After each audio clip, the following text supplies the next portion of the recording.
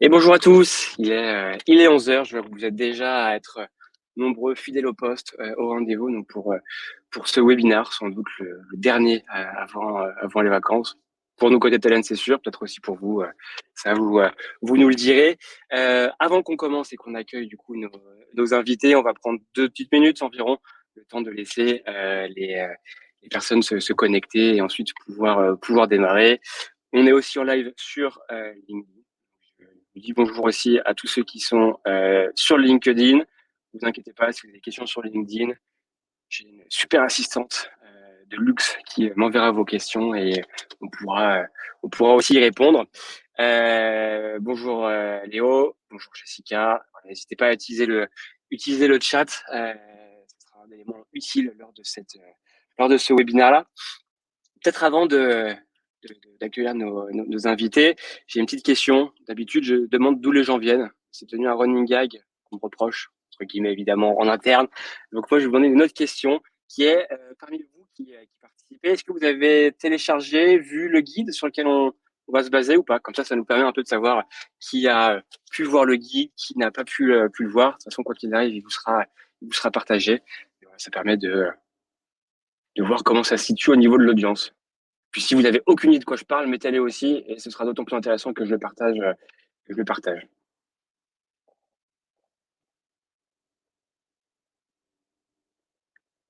Première réponse de Léo, qui l'a lu, qui est intéressant.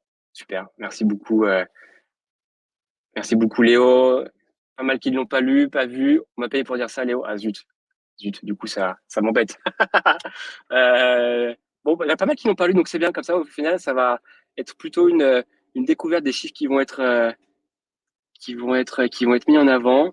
Bon voilà, je vois qu'il y en a quand même pas mal qui l'ont pas lu, donc je vais vous l'envoyer juste après au cours du webinaire, comme ça vous pourrez le télécharger. C'est top. Hop, on voit que ça a commencé, les gens ont commencé à rejoindre. Ce que je vous propose, c'est qu'on accueille du coup Juliette, Pierre et Clément. C'est eux aujourd'hui qui seront les stars. Moi, je ne serai plus poseur de questions attitré. Euh, Bonjour à tous les trois. J'espère que vous allez bien. Ouais. Salut tout le monde. Bonjour tout le monde. Bonjour tout le monde. Peut-être avant de commencer pour parler donc du webinaire, est-ce que vous vous présentez très rapidement? Donc on a un programme, vous le savez, qui est très très chargé. Comme ça, on passe.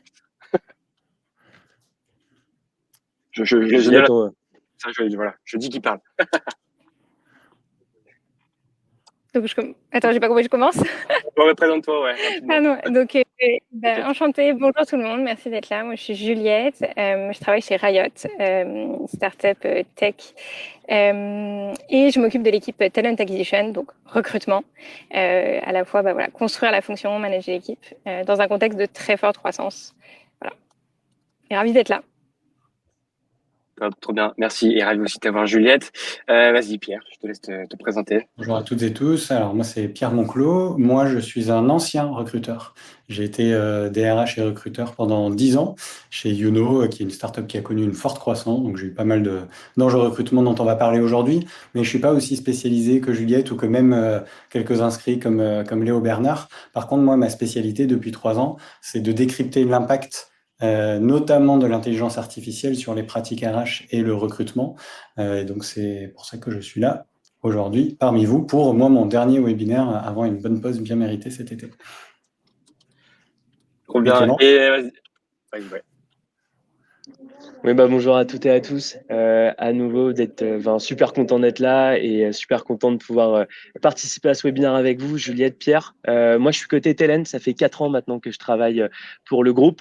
Je vais avoir, à mon sens, la charge de vous montrer un petit peu le fonctionnement de l'outil à un moment dans ce webinaire et puis donner aussi la vue côté éditeur pour parler de cette fonction et de ce sujet passionnant. Voilà, moi, j'ai eu la chance d'accompagner différents acteurs, des grandes entreprises, plus petites. Donc, le but aussi, c'est d'avoir cette casquette projet et évidemment avoir les retours de nos 2 experts aujourd'hui. Donc, salut à tout le monde.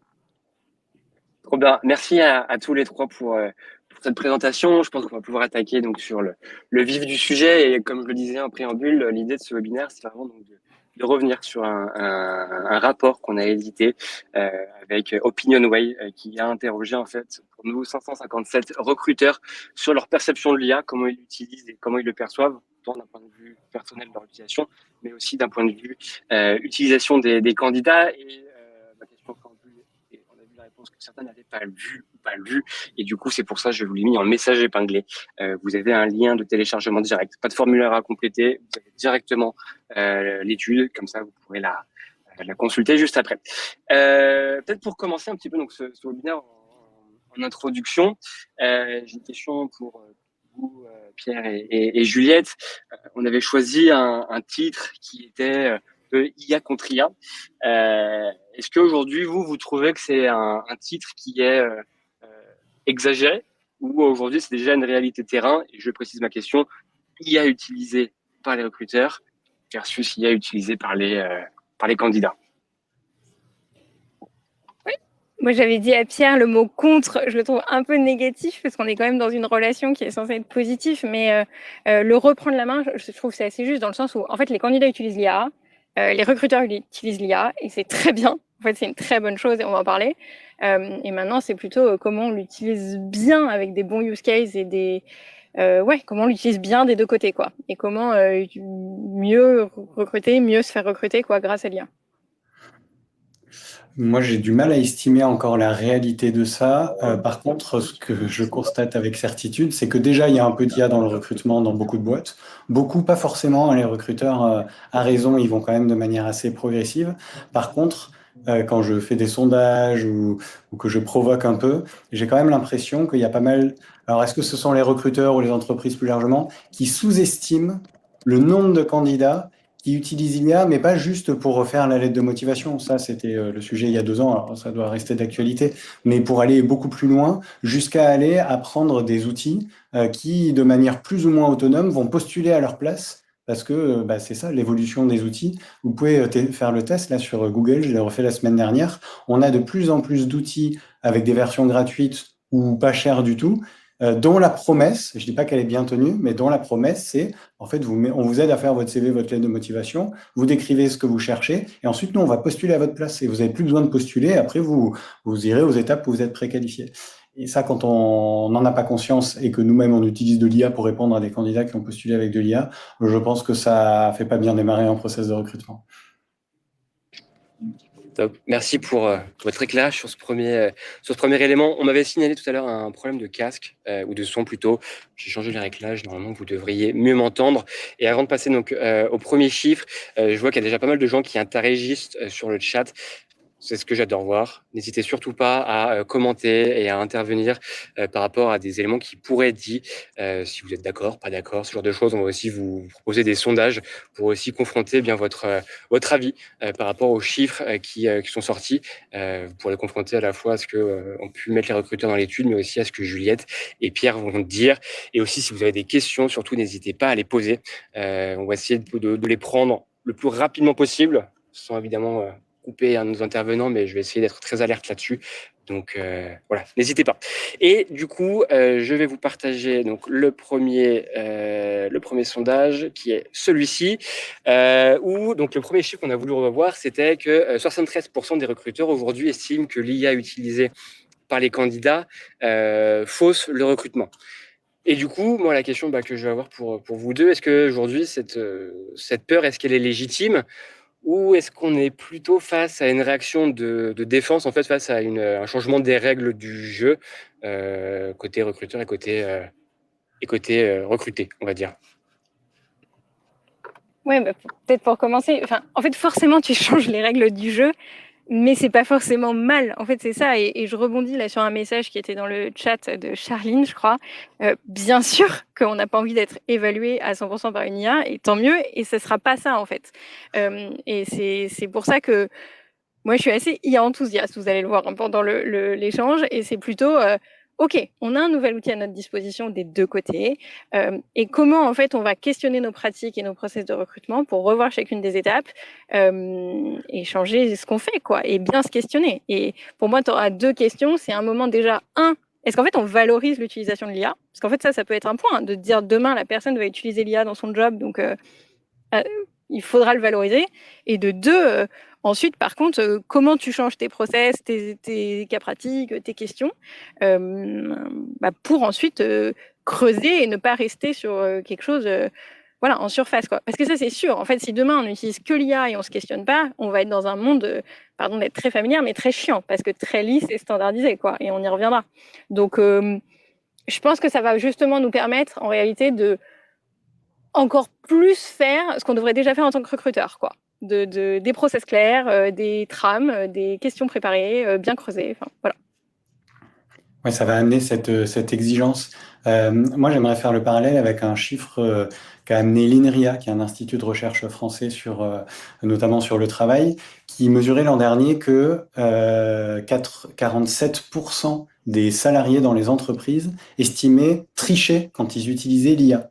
Et je pense qu'on est exactement dans le même domaine ici, où une partie de RH recruteurs, alors parfois pas des recruteurs de métier, juste des managers qui n'ont pas encore été formés au recrutement, mais qui se retrouvent dans cette posture, se disent, mais en fait, si le candidat, il a pu beaucoup s'entraîner et préparer plein de choses avec de l'IA, j'aurais peut-être pas exactement la même chose que si j'avais eu un candidat qui n'avait pas pu utiliser l'IA.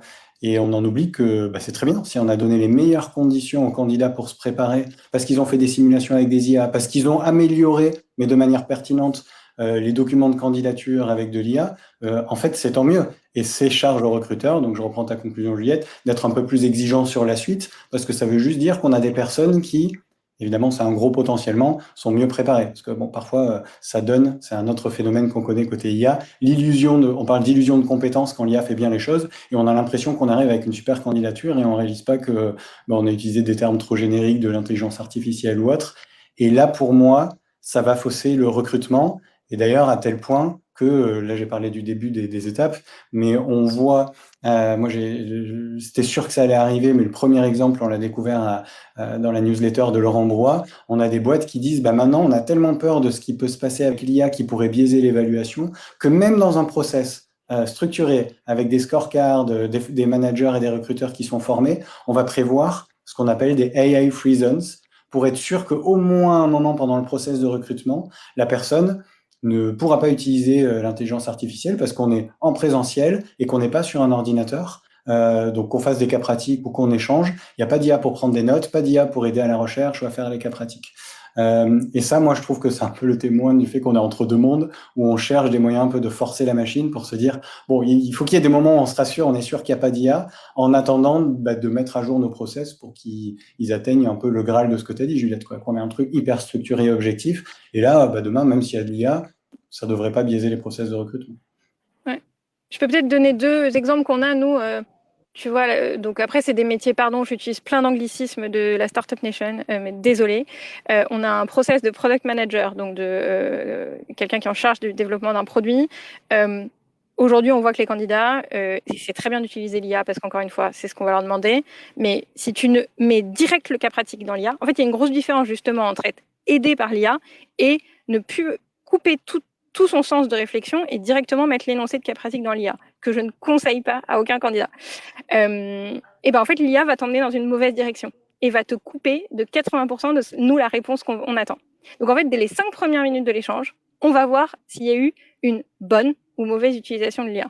Et c'est là où on en reparlera plus tard, mais je pense qu'il y a un gros travail justement sur... Et moi, encore une fois, je pense qu'il va y avoir un gros travail aussi dans les écoles, les universités, de comment bien utiliser l'IA côté candidat.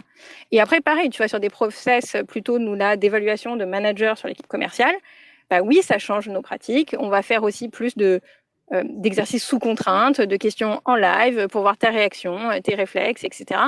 Et une autre partie où on sait qu'ils vont utiliser l'IA, et tant mieux, quoi. Enfin, voilà, je pense qu'on dit la même chose et limite, c'est ce qu'on devait déjà faire avant, c'est bien préparer, bien cadrer, mais juste un outil supplémentaire, et comme tu l'as dit, qui change complètement les règles du jeu, mais à nous de s'adapter, quoi.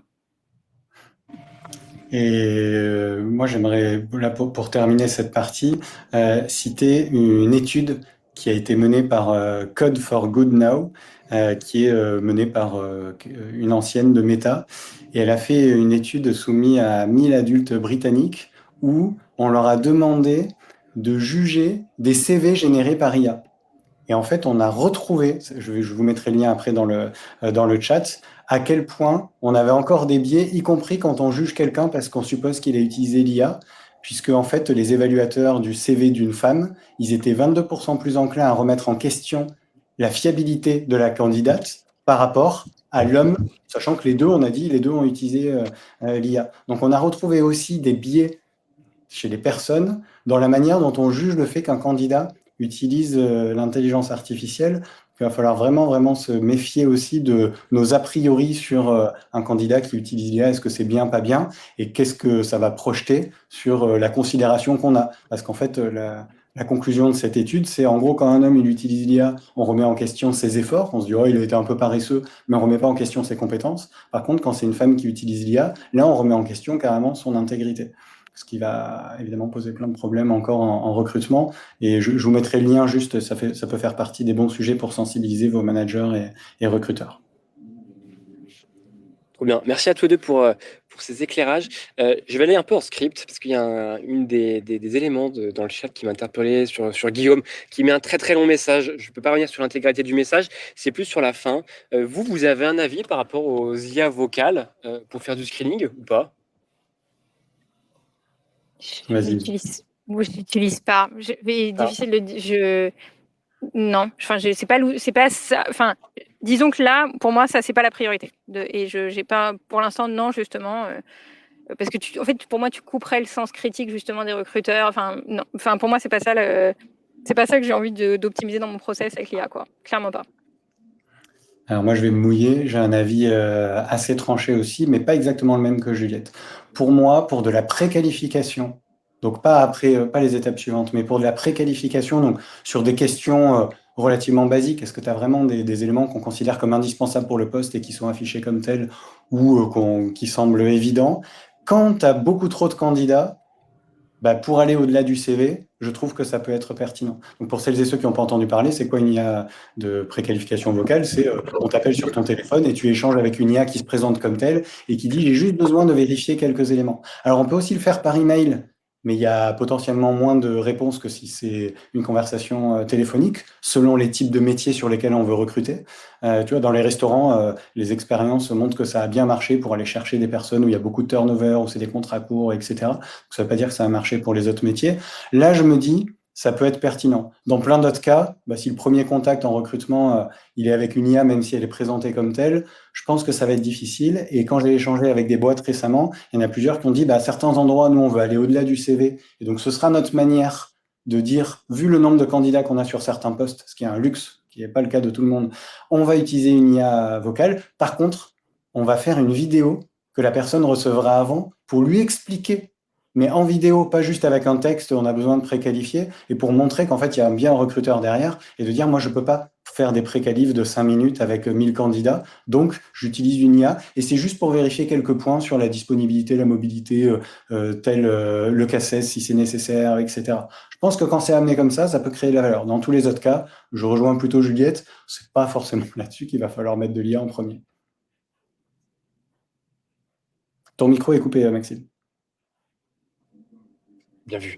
J'ai cette question cet angle qu'on n'avait pas vu à déchaîner les fous. Il y a pas mal d'avis où, de ce que j'en ressors, j'ai l'impression qu'on est plutôt sur ça pourrait être utile si on est vraiment sur des postes où il y a une masse très très importante pour cette préqualification-là. Je reviens un petit peu sur ce que nous, on avait prévu, même si les questions qui sortent des sentiers battus, je les adore également.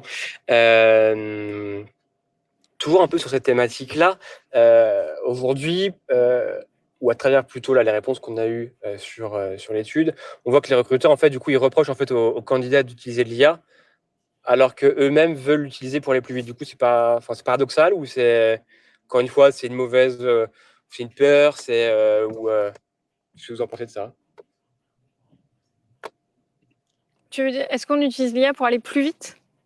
Non, mais c'est de se dire que, par exemple, pardon, c'est que, en gros, les recruteurs, en fait, ils reprochent d'utiliser l'IA, ou pourraient reprocher, ou ils seraient inquiets, on va dire, de l'utilisation de l'IA par les recruteurs, alors, par les recrutés, alors qu'eux-mêmes veulent l'utiliser pour aller plus vite. Est-ce que c'est paradoxal ou pas? Est-ce que c'est pas se dire, moi, je veux tous les bénéfices, mais je laisse pas le bénéfice d'une solution à la personne que j'essaie de recruter? Ouais, moi, si j'ai bien compris la question, et tu vois, la question qui était posée dans l'étude et le résultat, je trouve ça un peu hypocrite, dans le sens où tu as un outil qui est mis à disposition des deux parties, et je vois pas pourquoi il n'y aurait qu'une partie qui l'utiliserait, quoi. Et on revient toujours à juste mieux l'utiliser, etc. Et quel système on met en place pour pas tomber dans quelque chose de complètement lisse et déshumanisé.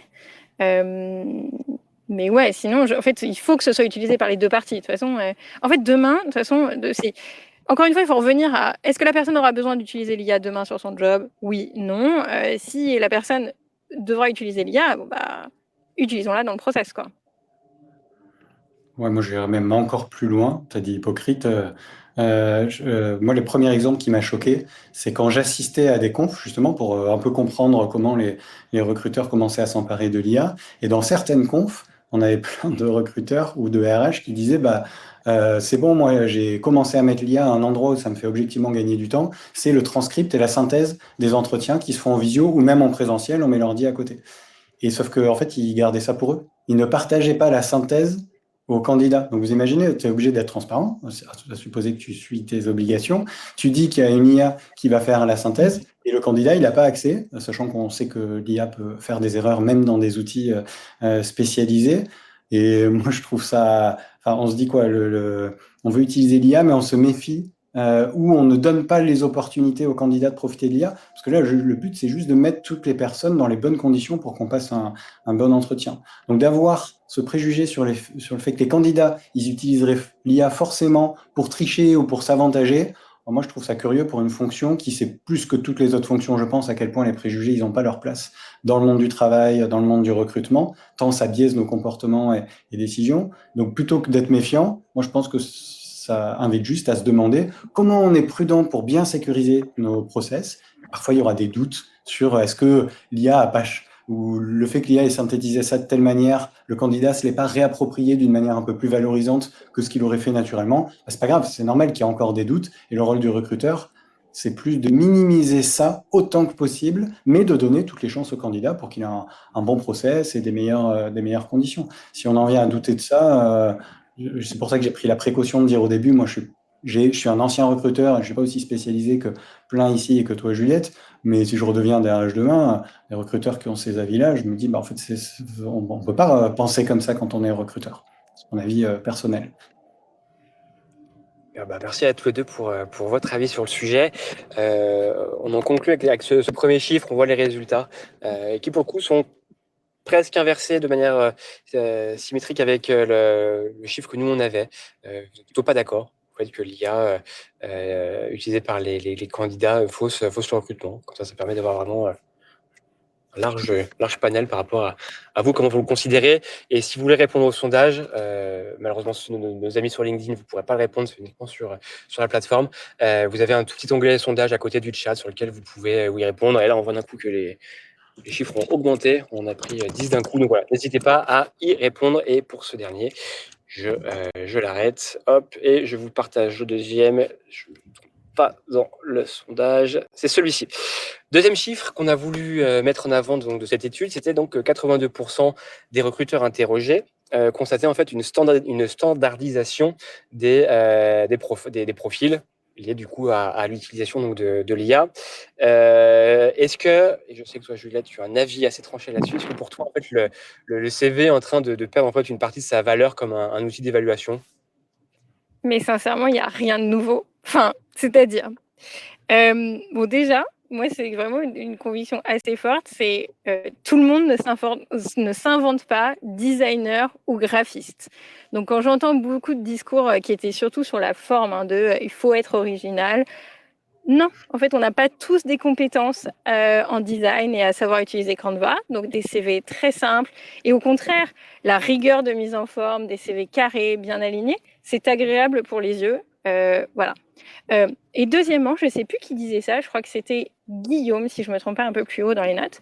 Un CV, il ne faut pas oublier que c'est du déclaratif. Donc, avant ou après l'IA, en fait, un CV, si tu veux lui donner de la valeur, ça peut pas être que descriptif de j'ai fait ça, j'ai fait ceci, j'ai fait cela. Parce que ça, c'est sûr, oui, l'IA, il va te ressortir pour un même job les mêmes compétences, puisque ça se base sur des moyennes, etc. Donc, tu fais ton CV avec de l'IA et tu ne mets pas en avant tes réalisations concrètes, tes chiffres, etc. Oui, tu vas tomber sur quelque chose de très standardisé. Donc, à ce chiffre-là, moi, il y a fond et forme, c'est-à-dire standardisation de la forme, mais oui, merci, parce qu'il y a des CV où tu n'arrives pas à les visuellement, c'est trop chargé avec des logos, avec des ronds, avec des. Donc, si ça doit faire une standardisation de mise en forme, mais merci, voilà. Et après, sur le fond, je pense que ça ne changera pas, en fait, IA ou pas IA. Un CV générique et standard, voilà, ça reste un CV qui apporte pas de valeur en plus, quoi. Et assez d'accord avec ce que dit Léo. Mais après, ça, je pense que ça dépend aussi beaucoup de nos business.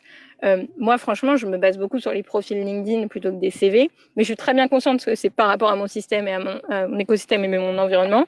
Mais voilà, demain, si ça tue les CV, mais c'est pas grave. En fait, on évaluera autrement. Voilà. Donc, pas du tout étonné avec ce chiffre. Et voilà, c'est assez normal, quoi. Pierre, toi, tu penses quoi du CV? Alors, du CV, un peu le même avis sur. Aujourd'hui, on l'utilise un peu parce qu'on n'a pas le choix dans plein de situations, mais c'est pas vraiment ça qui amène de la valeur. Par contre, en attendant, je pense qu'on va quand même continuer de faire avec. Et donc, s'il y a de la standardisation de présentation des profils, ça veut juste dire qu'il va être un peu plus difficile de distinguer ce qui fait peut-être la différence entre deux profils, pas sur la forme du CV, mais sur la manière dont c'est rédigé. Et donc, ça veut juste dire qu'il sera plus important d'avoir de bonnes étapes de préqualification pour aller au-delà du CV. On a tout à l'heure parlé de l'IA vocale, mais ça peut être par mail, par téléphone, l'entretien vidéo différé qui servait à ça à l'époque, qui ont des inconvénients, hein. Là, je parle de procédures parfois un peu lourdes, mais ça veut juste dire qu'il faut mieux préqualifier pour savoir si la personne, c'est celle que tu veux vraiment faire rentrer dans ton process de recrutement. Donc ouais, c'est pas très confortable, ça amène un peu plus d'exigence sur les process de recrutement, mais tant mieux. Merci à tous les deux. Et j'ai une magnifique transition de Guillaume pour une question que j'ai pour Clément, ou enfin pas une question, plutôt une message plutôt de Guillaume, qui parle du fait qu'aujourd'hui, quand tu as vu 800 fois le même template Canva gratuit, le 801e, et en gros, tu le prends pas. Clément, toi, vu que toi, tu as vraiment cette couche d'expertise par rapport à l'ATS, et aujourd'hui, les ATS ont quand même cet objectif à faciliter le recrutement pour les recruteurs. Face à cette standardisation, aujourd'hui, est-ce qu'un ATS peut vraiment aider à faire la différence? Ou est-ce que c'est compliqué? Ou est-ce qu'il y a des alternatives pour justement se dire que c'est pas possible de différencier, mais on met en place des choses qui permettent d'aller plus loin et de mieux choisir? On en avait parlé un petit peu en préparant quand même l'intervention. La standardisation des CV, elle existe déjà depuis des années. Il y avait eu le fameux modèle Harvard, noir, blanc, avec vraiment une structure qui était dédiée. Depuis 10 ans, on entend sur le marché de l'ATS des technologies en recherche booléenne. En gros, c'est de la recherche par mots-clés. Donc, dans les universités, partout, il y avait déjà cette vocation à mettre en place des mots-clés afin de se dire qu'on va remonter. En fait, ça va faire une transition géniale et c'est Guillaume qui le met dans le chat. Une transition aussi avec ce qu'on disait sur l'IA. L'IA, on le retrouve souvent comme un concurrent à l'humain. Ça peut être vrai dans certains cas. L'IA, en soi, côté ATS en tout cas, c'est surtout une capacité d'analyse de données qui augmente drastiquement. On n'est plus sur uniquement de l'analyse par mots-clés, on est sur de l'analyse qui va être peut-être contextuelle, de rapprochement. Donc en fait, quand je vois un commentaire comme Alexandre ou Guillaume, pardon, il dit tiens, moi quand j'ai 800 fois le même design, au bout de la 801e fois, j'ai les yeux qui fatiguent. L'IA, ça va pas être le cas. Donc en fait, le fait que ça se standardise, l'outil va quand même pouvoir retrouver des rapprochements, même si on a les mêmes mots-clés. La seule question, c'est que ça va pouvoir générer un petit peu plus de données, traitement des données un petit peu plus complet. Après, évidemment, si les personnes mettent les mêmes mots-clés, les mêmes éléments, il y aura peut-être des outils complémentaires. On en a parlé un petit peu avant avec peut-être des questions en amont présélection sur l'échange avec du candidat qui pourront faire la différence. Moi, je pense qu'aujourd'hui, l'ATS, grâce à l'IA, ça n'aurait pas été vraiment la même réponse que j'aurais donnée si on était resté uniquement sur ces fameuses recherches Boolean par mots-clés. Mais avec l'IA, je pense qu'un ATS aujourd'hui peut faire la différence parce qu'on va avoir cette dimension de rapprochement, cette dimension de données plus importante que ce qui avait pu être le cas avant qu'on ait cette différenciation. En tout cas, on le voit avec des industries dernièrement qui rejoignent Talent, qui sont des industries que vous voyez dans la rue, qui recrutent, qui reçoivent des milliers de CV, ou même des industries internationales. Évidemment que les CV se ressemblent, mais avec cette dimension fonctionnelle, on peut quand même faire du rapprochement, ce que l'IA propose. Mais ça, Maxime, je le montrerai en démo un petit peu après pour qu'on fasse des tests. Spoiler, pas spoiler, Clément. Non. Top, merci Clément pour ton retour. Et du coup, là, je vous partage là, les résultats du sondage là, qu'on fait sur le chat. On se rend compte que vous êtes alignés dans une mesure assez identique à celle des recruteurs, des 557 recruteurs par rapport à la standardisation des profils. Est-ce que Juliette, Pierre, il y a un dernier élément à rajouter par rapport à ce chiffre-là, en allant vous faire passer ou pas? Et on peut passer au chiffre suivant. Rien de plus de mon côté. Tu peux passer. Parfait, super. Alors attendez, j'arrête le partage.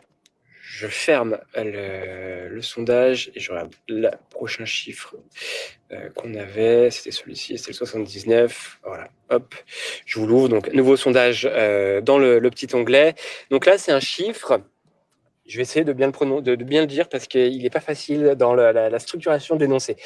C'est-à-dire que 79% des recruteurs, et ce chiffre monte jusqu'à 70% des recruteurs de manière globale, et il monte jusqu'à 97% quand c'est des recruteurs qui utilisent l'IA, considèrent que l'entretien devient maintenant le seul moment où il est encore possible d'évaluer réellement un candidat.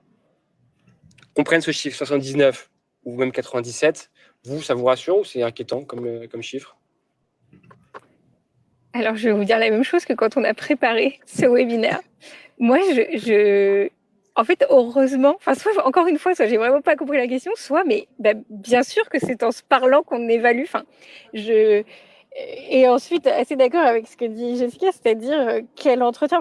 Sinon, il y a un truc qui me rassure quand même. C'est-à-dire, on va pas se baser que sur un papier et sur une déclaration pour évaluer. En fait, il faut bien distinguer qu'est-ce qui va être un moment d'évaluation. Donc, on évalue des compétences, on évalue un fit, etc.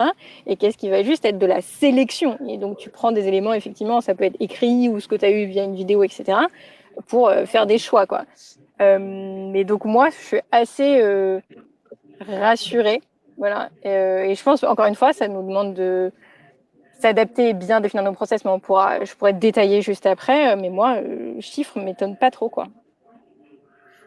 Ouais, je pense qu'il y a celles et ceux qui votent aussi pour ce chiffre font partie de celles et ceux qui font des entretiens à distance. Pas tous les entretiens dans le même process, mais parce que alors je suis pas dans toutes les communautés de recrutement. Je sais qu'ici, il y en a plusieurs qui animent ou qui font partie de communautés, mais assez souvent, dans les communautés de recruteurs, là, ces dernières semaines, qu'est-ce qui est sorti? Ouais, ben moi, pendant tel entretien en visio, j'observe que les candidats, ils font un peu plus de pauses, comme s'ils lisaient quelque chose, ou ils détournent le regard. Enfin bref, ils ont des comportements et des réponses hyper structurées ensuite, qui laissent penser que soit ils ont des logiciels qui leur disent, qui écoutent l'entretien et qui disent en direct quoi répondre, soit qu'ils ont un deuxième onglet où ils ont une IA générative de type ChatGPT où ils ont mis quelques prompts, quelques éléments de contexte et ils ont dit je te remets quelques éléments pour que tu m'aides à répondre. Bref, il y a aussi ça qui rappelle qu'en fait, quand tu fais à distance, tu peux te faire aider. Mais avant, ça marchait aussi. Hein. Tu pouvais couper ton micro, puis tu avais un pro derrière ton ordinateur qui te disait là, il faut plus que tu parles de tel ou tel sujet. C'est juste que ça l'a rendu un petit peu plus accessible. D'où le fait qu'il y en a qui disent, comme chez L'Oréal, on veut des AI free zone. Et même conclusion que pour les précédentes analyses de chiffres, c'est de donc dire qu'il faut qu'on ait des entretiens structurés, des scorecards et ces éléments-là pour que dans les entretiens, même à distance, on évalue bien les candidats. Mais en dehors des entretiens, d'ailleurs, la CNIL, elle a émis des alertes assez spécifiques, y compris sur des prestataires français.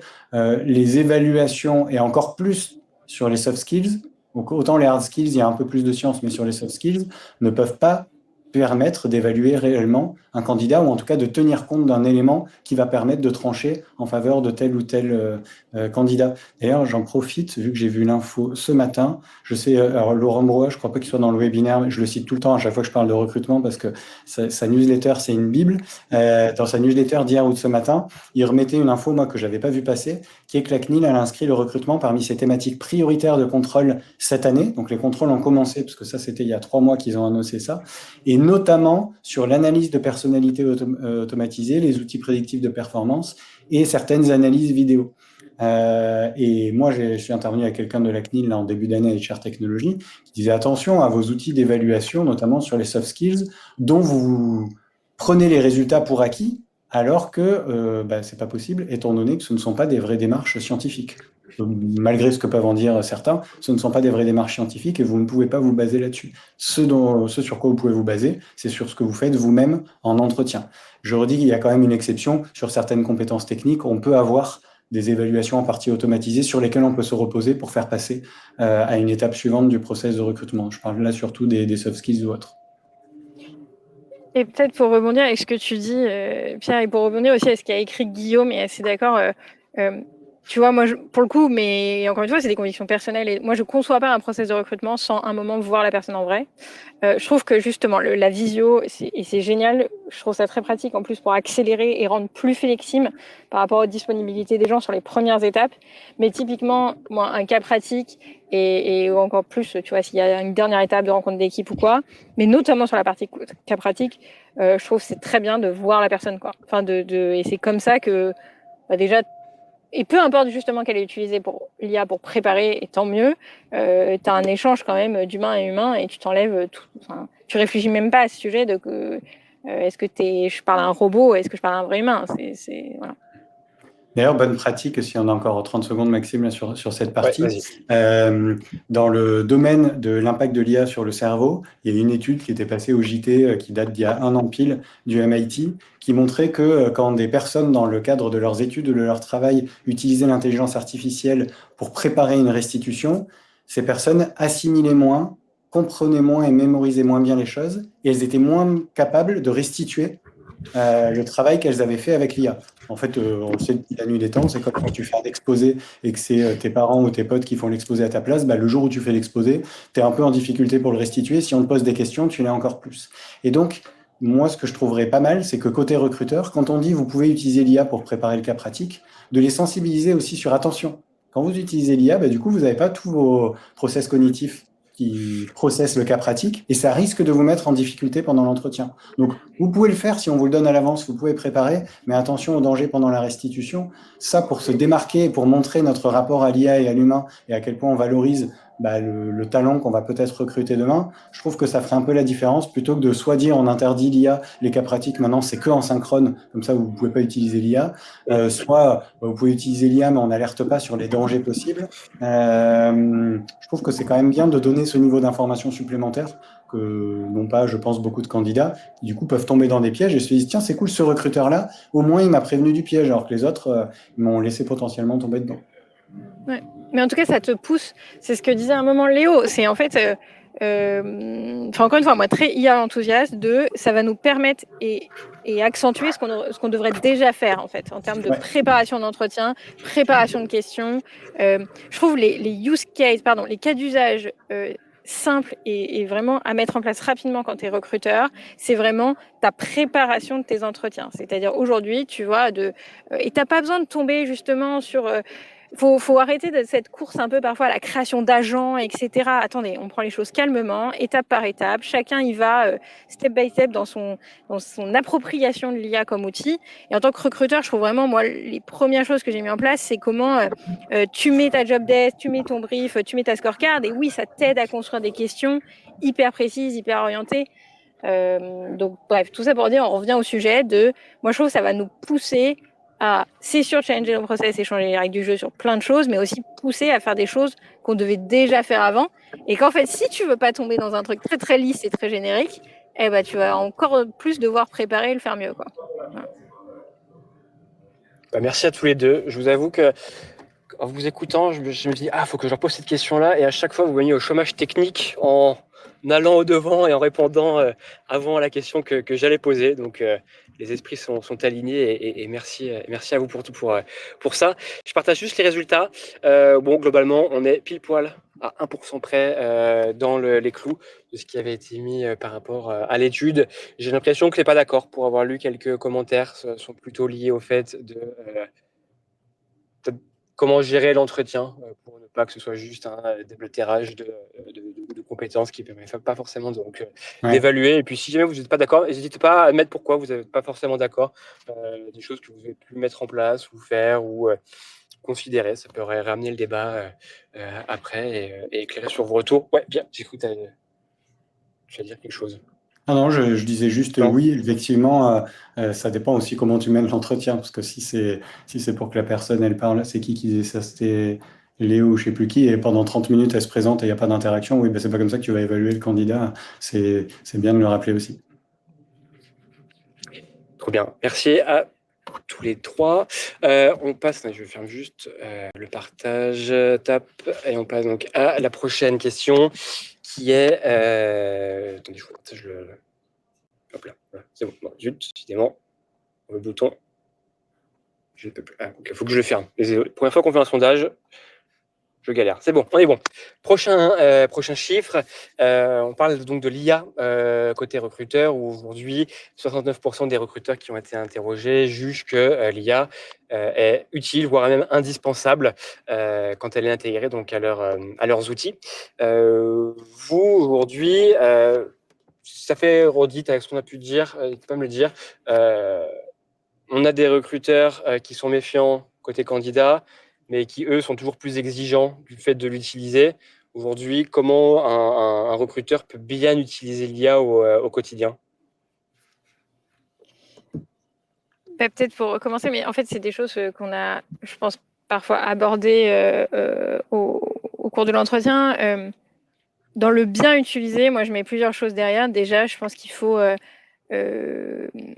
je sais pas exactement comment dire ça, mais déjà faire un état des lieux de son process de recrutement de manière déjà de base, avec ou sans IA, quoi. L'IA, c'est un outil, c'est pas un résultat. Donc après, c'est à se questionner et d'être hyper humble par rapport à ses propres pratiques. C'est-à-dire, si déjà tu mets pas des choses de base dans les bonnes pratiques de recrutement, forcément, tu vas rajouter de l'IA, ça va pas améliorer ton process et l'expérience candidat, quoi. Donc, je pense que déjà, avant de se dire IA, c'est vraiment changer ces étapes d'entretien. Est-ce que tu fais bien des scorecards, est-ce que tu fais bien des briefs, etc. Des trucs assez basiques que peut mettre notamment en avant Léo quand il fait plein de com sur le recrutement. Donc, questionne tes pratiques et ensuite, il faut oui, il va y avoir des fonctions recrutement et notamment des entreprises qui vont avoir une utilisation très poussée de l'IA et très vite, et d'autres qui vont partir de beaucoup plus loin. Et en fait, ça va dépendre de ton écosystème et de dans quel environnement tu évolues. Moi, aujourd'hui, tu vois, l'IA, c'est vrai que j'utilise à la fois sur mon processus de recrutement, mais j'utilise aussi dans ma vie de manager pour mieux piloter mon activité. Enfin, manager de l'équipe recrutement, mais aussi manager tout court, tu vois, ça me sert aussi à comment bien faire des feedbacks à mon équipe, etc. Donc, moi, je trouve qu'il faut y aller step by step et vraiment identifier sur ton funnel où est-ce que l'IA peut être utile ou pas. Pour moi, vraiment, c'est ça ce que je commencerais, ce que je conseillerais à tout le monde, c'est déjà t'écris ton process, t'écris ce que tu fais, et ensuite, c'est tu insères de l'IA progressivement pour t'aider et à mieux faire, plus vite et mieux faire, quoi. Et ça va être sur le sourcing, ça va être sur justement bien préparer. Si tu es sur des postes où il faut beaucoup faire de la chasse à l'externe, comment ça va t'aider à aller plus vite et recruter les bonnes personnes, avoir les bons mots-clés, les bons boléens. Ça va t'aider aussi sur la construction de tes trames d'entretien. Voilà. Donc, moi, vraiment, ma reco, c'est déjà assurons-nous d'avoir un processus de recrutement clair et qui tient la route.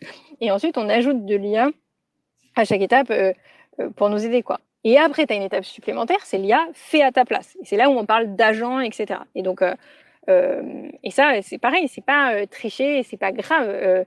Mais il faut pas oublier, et on y reviendra peut-être dans les dernières questions, que oui, tu vas avoir certains. L'agent, c'est l'IA va faire à ta place. Hein. Donc, tu as un copilote. C'est tu vois l'expression de dire il y a toujours un pilote qui pilote la machine. Non, là, c'est l'IA va faire à ta place. Mais celui qui va te donner les instructions, celui qui va définir des critères, etc., tu auras toujours un humain qui aura set up un truc. Hein. Voilà. Pardon, j'ai fait une réponse hyper longue. Ouais, mais ton micro est coupé, Maxime. Ouais, pardon. Ouais. pour rester dans notre timing, réponse plutôt courte, Tout à fait. si c'est possible, Pierre, de deux côtés. Ok, je vais faire très très court. Bah, déjà, juste, tu viens de décrire la manière dont on fait évoluer les métiers avec l'IA. C'est-à-dire qu'on audite le process qui est lié au métier et on regarde là où on a des problèmes et là où mettre de l'IA serait pertinent. Il y a plein d'endroits où non seulement c'est pas forcément l'IA, c'est pas forcément la bonne solution. Moi, je fais souvent des ateliers où les gens disent ah bah on va mettre de l'IA parce qu'elle peut faire ça. Je dis bah ouais, mais en fait avec le digital ou à la main, vous irez peut-être plus vite ou vous aurez moins d'erreurs. Donc il faut faire attention parce il y a une fascination collective et un enthousiasme pour l'IA qui nous fait, même quand on est très malin, très intelligent, très expérimenté, nous leurrer sur l'intérêt réel de l'IA. C'est pour ça que moi, je suis plus vraiment un IA enthousiaste, c'est qu'il y a plein d'endroits où je me dis, ah, non, il y a trop de pièges, il faut faire vraiment, vraiment attention.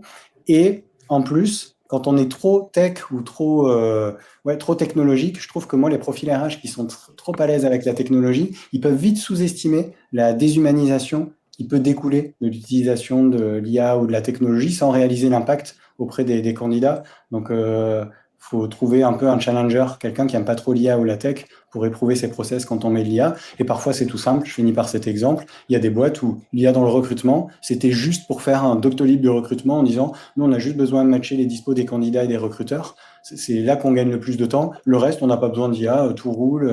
Il n'y a pas besoin d'aller sur des agents ou des trucs automatiques. Parfois, juste un peu d'IA à tel endroit, ça suffit. Et c'est très bien, même si sur LinkedIn ou dans les médias, on entend qu'il y en a qui ont des agents IA qui vont faire des préqualifs vocales pour faire du sourcing. Bon, ben ça, c'est niche et je ne suis pas sûr que ce soit toujours pertinent.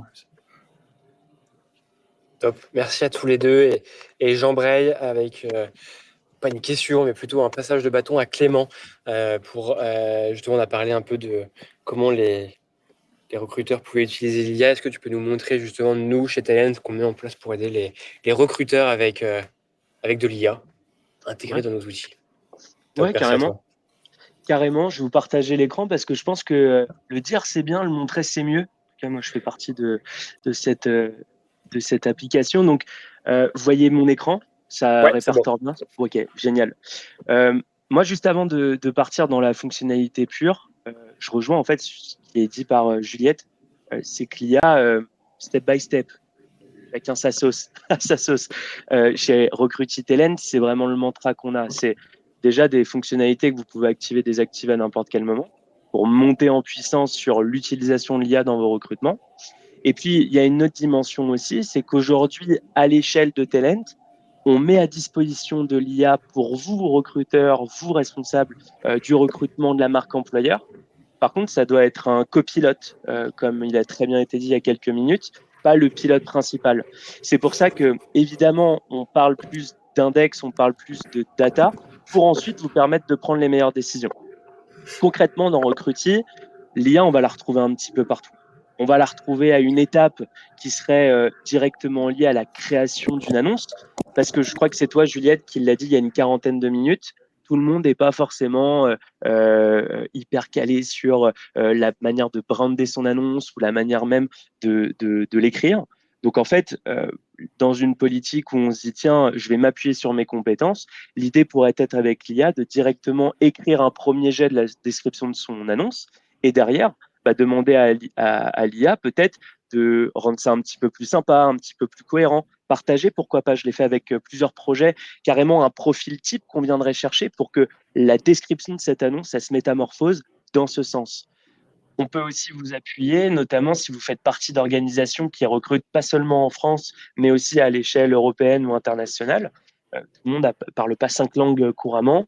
Donc là, l'IA, il peut être aussi un support de se dire, tiens, j'ai pas encore des équipes qui vont être dédiées à des marchés. Du coup, je peux moi rédiger l'offre parfaite qui correspond à mes compétences de talent acquisition, de ce que je veux, de ce que je recherche. Et après, l'IA m'accompagne sur ce déclenchement international via la traduction dans autant de langues que vous souhaitez. On l'a fait avec des entreprises, notamment pharmaceutiques ou cosmétiques, qui voulaient attaquer la région de l'Asie. Forcément, l'IA prend tout son sens quand j'ai besoin de traduire des annonces vis-à-vis du candidat. Là, on est uniquement dans de l'approche constructive, de construction d'annonces. Après, l'IA chez Talent, elle va venir aussi vous accompagner sur le tri de CCV. On a parlé depuis tout à l'heure de standardisation, du placement de l'IA vis-à-vis de l'humain. Est-ce qu'ils vont nous remplacer? Est-ce qu'une IA peut faire aussi bien que nous? Évidemment que non, dans le sens où l'IA, à la fin, c'est l'humain c'est la rencontre, c'est ce que vous disiez tous les deux tout à l'heure, c'est la rencontre avec le candidat qui va vous permettre de déceler des choses un petit peu plus importantes.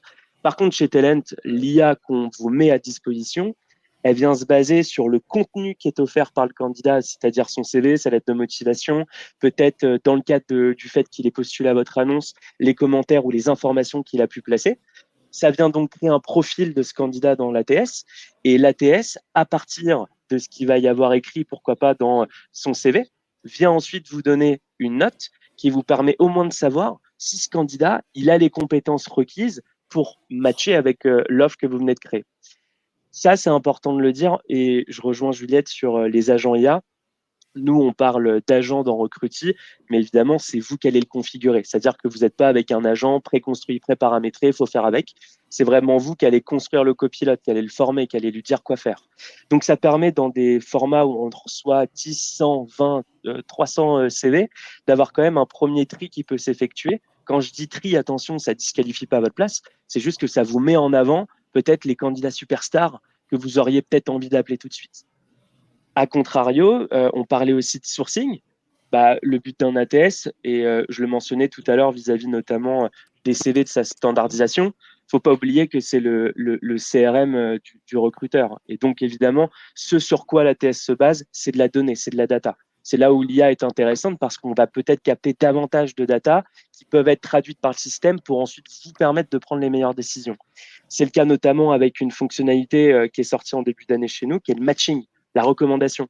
Dans mon ATS, j'ai peut-être gardé dans mes viviers 10 000, 20 000, 100 000 CV pour les plus chanceux d'entre vous. Ce qui fait que quand je viens créer une offre d'emploi dans mon outil, l'outil est peut-être capable de me dire j'ai peut-être rencontré des superstars à l'époque qui n'avaient pas fait le poids ou qui n'avaient pas correspondu à ce qu'on était en train de rechercher. Par contre, aujourd'hui, par rapport aux critères qu'on a, comme Soumaya, par exemple, que j'ai rencontré il y a 2 ans, le système me le met en avant. Ça m'évite d'attendre que le meilleur candidat tombe du ciel et donc d'avoir, grâce à l'IA, un petit peu de proactivité du logiciel pour vous accompagner. L'IA ensuite, et je vais terminer là-dessus pour qu'on soit dans les temps et qu'on puisse clôturer le webinaire. Évidemment, n'hésitez pas à prendre des démos avec nous parce qu'on rentrera bien évidemment plus dans le détail. Elle intervient aussi pour vous faciliter la vie, pour la rédaction des emails avec vos candidats, pour l'automatisation des relances, pour pourquoi pas aussi, c'est une fonctionnalité qui est utilisée plus sur les régions de Benelux, c'est un petit peu en France dans certains métiers, aussi l'anonymisation de ces candidats. Quand vous envoyez un profil, on veut garder l'aspect humain, et on peut automatiquement, grâce à l'IA, camoufler des éléments qui pourraient être orienter la décision de continuer ou pas. Ou évidemment, comme on le mentionnait, à l'issue de certains entretiens, évaluations, de pouvoir retrouver, comme ça avait été le cas avec Maxime, des éléments de scoring ou même de compte rendu d'entretien. Par contre, c'est vrai que nous, on s'appuie plutôt sur ce qui a été écrit par la personne qui a réalisé l'entretien, plutôt que d'un outil qui va automatiquement prendre vocalement, puisqu'il peut y avoir des sujets d'interprétation. Donc nous, on préfère partir de ce qui a été écrit dans le formulaire. Et puis, après, ça, c'est les étapes. Ce sera à vous demain de choisir un petit peu à quel endroit vous commencez avec l'IA. Ça répondra aussi en fonction de vos pains, ce que vous cherchez à avoir, gagner du temps, gagner en volumétrie, avoir des conseils de l'IA. Il faut savoir aussi que nous, chez Talent, on a une roadmap qui est importante parce qu'on a la chance, en tant qu'éditeur, de surfer aussi sur un nombre important de développeurs chez nous. Et donc, dès cet été, on va arriver aussi sur des notions d'agents. Par contre, encore une fois, c'est des copilotes. C'est pas le copilote, c'est pas le pilote principal de l'appareil. Et il faut prendre, à mon sens, en tant que, moi qui travaille chez Talent, ces copilotes comme des alliés. Des alliés, par exemple, sur des actions que vous n'avez pas envie de faire parce que c'est répétitif, parce que c'est manuel, parce que c'est chronophage. Relance nos candidats qui n'ont pas répondu aux propositions de créneaux. Relance les managers ou managers qui n'ont pas fait les évaluations. Donne-moi les priorités de la journée. Vous voyez, c'est comme ça un petit peu qu'il faut l'amener. C'est comme ça qu'on va l'amener demain. Aussi sur des points importants, c'est aussi tout ce qui va être en lien avec les statistiques. On a un module dans Recruity Talent qui est très complet sur la data qu'on peut ressortir issue de nos recrutements. Demain, avec l'IA, je vous parlais tout à l'heure de capter davantage de data. Vous pourriez, au lieu d'appliquer des filtres ou créer vos rapports, en quelques lignes, avoir automatiquement un outil qui vous fournisse les KPI que vous présenterez demain au board. Donc, c'est tout ça pour dire que, et je terminerai là-dessus en une phrase, c'est qu'on est dans une IA qui est là depuis quelques années, mais qui s'implante de plus en plus dans nos métiers et principalement dans l'ATS. Et je voudrais conclure sur c'est à vous de décider comment vous les intégrez, step by step, En tout cas, si vous voulez nous rencontrer et un jour peut-être venir essayer Recruity, vous verrez que c'est un outil qui peut vous amener sur le niveau 1 vis-à-vis de l'IA au niveau 10 et j'espère vous apporter un maximum de valeur. Et puis, je relaisse la parole à nos experts. Ah, Maxime, tu as ton micro coupé, je pense. Décidément. Ouais, trop bien. Merci beaucoup, Clément, pour la presse. Allez, on se laisse 10 minutes. On fera un overtime de 5 minutes, mais on va y arriver par rapport à la dernière question qu'on a. Je partage très rapidement donc là, le résultat du sondage. Pareil, vous êtes plutôt d'accord avec les recruteurs qui ont été interrogés pour cette étude. Et du coup, hop, j'ouvre donc la dernière question qui était donc que 56% des recruteurs pensent qu'à terme, l'IA pourrait prendre de meilleures décisions de recrutement que les humains. Juliette, je sais que tu es inquiète. Non, franchement, je suis pas tant inquiète. En fait, c'est que dans certaines situations, franchement, ouais, je pense, et dans d'autres, pas du tout. Tu vois, là, quand on parlait des systèmes de scoring, d'évaluation, notamment des fonctionnalités que peut faire un recruteur, en fait, derrière, c'est que tu as paramétré c'est quoi ta scorecard et c'est quoi tes attentes. Et après, oublions pas que l'IA, ça va parfois objectiver des décisions, mais dans d'autres situations, ça te pousse dans tes biais. Si tu demandes à une IA, est-ce que tu es bien d'accord que ça, c'est une décision très, très pourrie? L'IA, il va te dire oui, oui, tu as tout à fait. Enfin, l'IA va aller dans ton sens parfois. Donc, encore une fois, pour moi, de toute façon, il y aura un paramétrage qui est fait par un humain. Tu auras des critères de décision définis par un humain. Donc après, l'IA, elle va prendre des décisions par rapport à des trucs que tu as construits.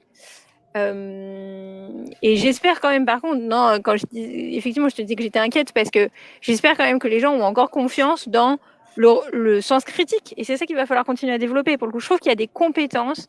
Et c'est ça qu'il faut, moi, tu vois, sur cette question, c'est ça. C'est continuons à développer des compétences qui étaient déjà utiles et qui vont l'être encore plus. C'est-à-dire curiosité, sens critique, capacité à prendre du recul et aussi humilité pour se former et progresser, quoi.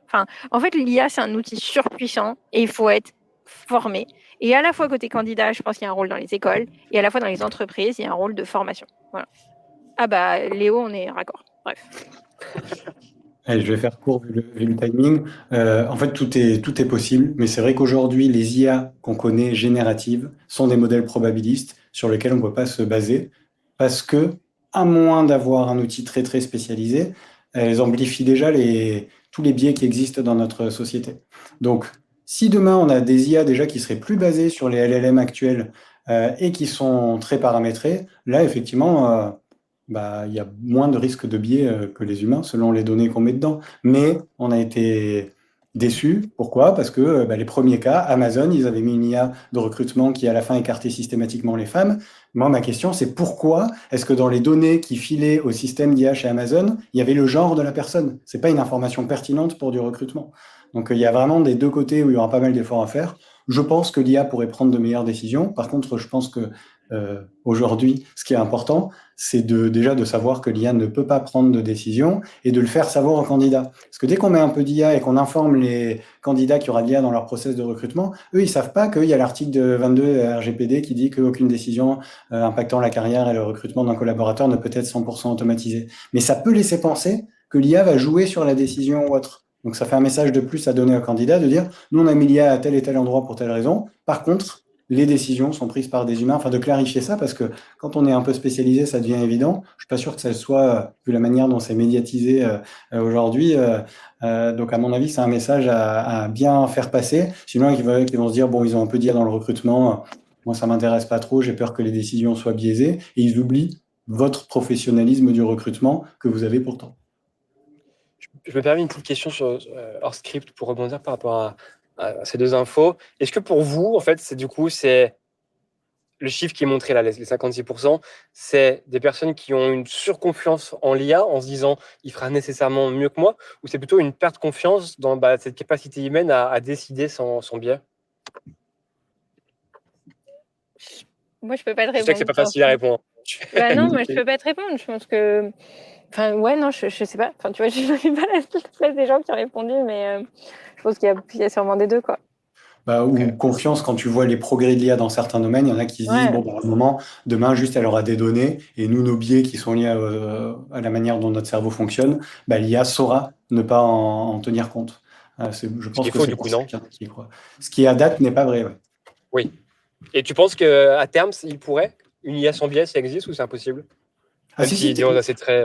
de ma compréhension de ce qu'est l'intelligence artificielle, si on n'est pas sur des IA probabilistes qui sont en plus des boîtes noires, techniquement, c'est possible. Est-ce qu'on va le faire? Je ne sais pas, mais techniquement, je suis convaincu que c'est possible. Ok. Merci à tous les deux pour vos retours. Et on arrive sur la conclusion. Je demande à nos fidèles restants qui sont encore sur le chat, allez, 5 dernières minutes pour la conclusion. On va être gourmand si vous aviez, on va dire, 3 règles à mettre en place avant d'utiliser l'IA dans un process de recrutement. Ça serait laquelle? Si vous n'en avez que 2, oui, j'accepte. Il n'y aura pas de sanction. Ouais, je pense, peut-être j'en ai 3. Enfin, premièrement, Oh. continuer à lire, se former. Et il y a plein de choses qui existent pour comprendre l'IA, mieux découvrir. Et il y a même des communautés pub indirectes pour une personne de cette chaîne. Voilà. Et deuxièmement, réfléchir à son processus de recrutement de manière globale avant même de mettre l'IA. Genre, quelles sont les étapes? Est-ce que je fais bien des entretiens semi-structurés? Est-ce que mon process, il est clair? Est-ce que j'ai fait une scorecard? Etc. En fait, voilà, plein de choses. Et troisièmement, oui, enfin, en fait, ne pas tout de suite s'embarquer dans des trucs trop complexes. Pour moi, il faut. Je pense que oui, que ça va beaucoup aider les recruteurs et les candidats. Il faut y aller vraiment étape par étape et à dispo des gens pour discuter par LinkedIn ou quoi sur des use cases qu'on peut mettre en place, mais il y a plein de choses à faire, quoi. Mais donc, pour retenir, si tu vois, j'ai 2 règles, c'est continuer à se former, lire, écouter. Et deuxièmement, challenger avant même de parler d'IA, challenger son process de recrutement. Voilà. Ah, ça se recoupe pas mal. Alors moi, je vais le mettre sous forme de questions parce que je suis plus recruteur, donc de donner des conseils, c'est quand même pas toujours pertinent. Donc moi, je dirais juste, si je redeviens recruteur demain, les 3 questions que je vais me poser, c'est où est-ce que j'ai déjà des problèmes à régler dans mon process de recrutement, sourcing, volume, tâches chronophages, enfin c'est quoi mes problèmes? Où est-ce que je dois garder de l'humain pour résoudre ces problèmes? Et ensuite, si je veux mettre de l'IA, est-ce que je dois pas déjà faire évoluer mon process avant d'y mettre de l'IA? Et je pense que ce serait des bons garde-fous pour pas tomber dans le piège de cette fonctionnalité a l'air trop bien, vas-y, je mets un peu d'IA. Mais en fait, au-delà du fait que je me sois pas méfié, c'est pas là que j'ai besoin d'aide nécessairement. Clément, tu veux y aller ou pas? Je peux pas passer après des aussi bons conseils et je vais dire ce que Pierre a dit. Moi, je suis pas recruteur, mais par contre, côté ATS, je les rejoins tous les deux. C'est ce que je dis un petit peu dans la démo, step by step. Après, en effet, je l'ai dit aussi au moment où on présentait la plateforme, mais voilà, mettez de l'IA là où il y a des problématiques. Faut pas mettre de l'IA effet waouh, effet paillette. C'est vraiment un outil qui est super puissant, mais qui doit aussi s'accompagner d'enjeux pour vos recrutements. En tout cas, à votre dispo pour en parler peut-être à un moment avec moi ou nos collègues. Trop bien. Merci à tous les 3. Et avant de lâcher la meute pour aller déjeuner, je précise évidemment que suite à ce webinaire, vous serez envoyé le replay si vous êtes arrivé en cours de route, s'il y a des informations que vous voulez réécouter ou même partager. Donc voilà, juste après. Bon, pas juste, faut que quand même que je travaille sur le replay et sur le mail, mais d'ici à cet après-midi, vous aurez le replay et également pour ceux qui n'ont pas vu un message épinglé et qui n'ont pas vu le guide, pardon, pas le guide, le survey, pardon, et les résultats avec d'autres chiffres, il sera aussi dedans si vous voulez l'avoir. Donc voilà, un grand merci à Juliette, Pierre et Clément pour avoir accepté notre invitation pour parler donc de sujets et se faire un petit peu la voix et l'interprétation des différents retours qu'on a pu avoir sur ce survey. Donc un grand merci. Ça a été super fluide pour préparer tout ça et j'espère que les personnes qui ont assisté à ce webinaire en seront tout aussi satisfaits que j'ai pu l'être. Donc merci à tous les 3. Merci pour l'invitation. Merci à toi. Avec plaisir. Juliette, monsieur Pierre, merci à Et toi. moi, j'ai un petit big up aussi pour Jessica Jezeri. Elle saura pourquoi. Oui. Voilà. Mais en tout cas, un grand merci pour l'orga. C'était hyper bien préparé. Merci beaucoup à tout le monde. Merci, au revoir. Au revoir, à bientôt.